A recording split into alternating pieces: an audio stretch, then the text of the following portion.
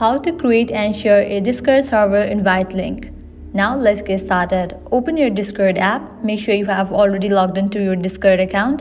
Now at the top left corner you can find 3 bars. Tap on it. With that you will see this kind of page. Now at the left corner you will find different options. You have to tap on this plus option. Now from here you can easily create your server. You can tap on this very first option, create my own. Now here you have to tell more about your server. For yourself and friends or for a club or community, you can select the option. Now here you can give a name to your server.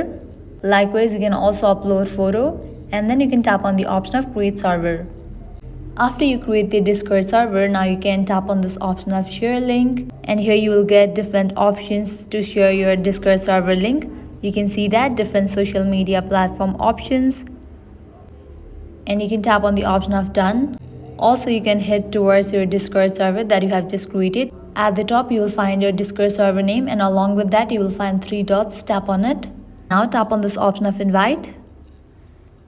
Now here you will get different options again to invite a friend. You can share the link or copy link and share it. Likewise, you can send it through messages, Messenger, Gmail, Telegram, WhatsApp. Also, you can type in the name of the person over here to invite to your Discord server.